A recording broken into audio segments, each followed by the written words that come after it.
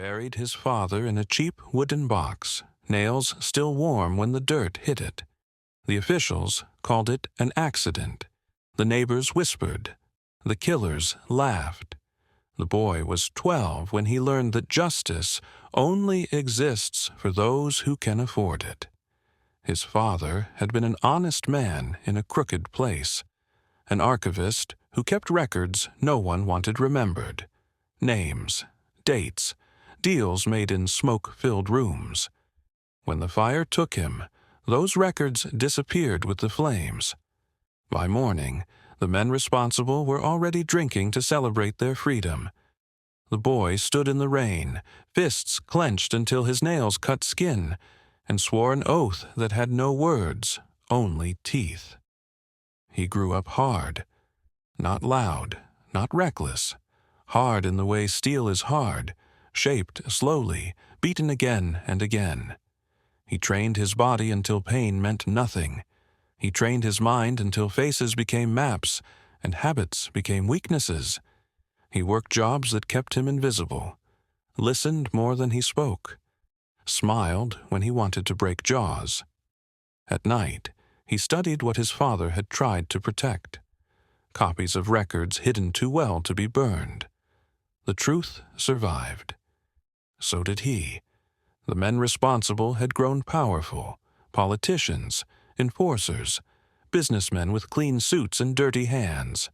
They thought time had buried their sins. They were wrong. The first man died choking on his own arrogance, dragged from his car in an alley he thought belonged to him, slammed face first into concrete. The son didn't speak as bones cracked under his boots. He made the man beg, not for mercy, but for understanding. Why? The man sobbed through broken teeth. The answer came in a whisper.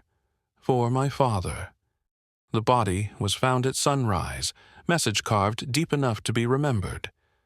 The second man tried to fight back.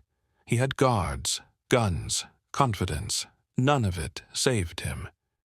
The son moved through the house like a ghost, snapping wrists, silencing screams, leaving bodies folded in unnatural angles. When the man reached for his weapon, the son broke his arm, then the other, slow enough for the lesson to sink in. Power means nothing when someone stronger wants you dead. The man didn't survive the night. Fear spread.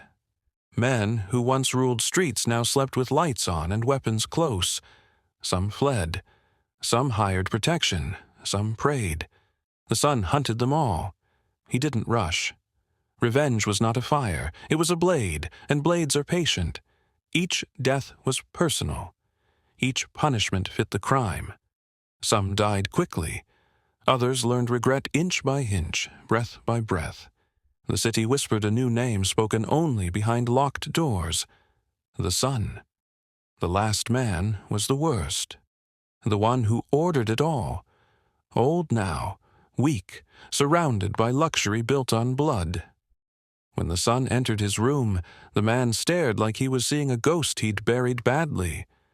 I paid for that already, the man croaked. I paid everyone. The son grabbed him by the throat and lifted him from the floor. You paid to forget, he said. I paid to remember. The man died, knowing exactly who was killing him and why. At dawn, the son returned to the grave.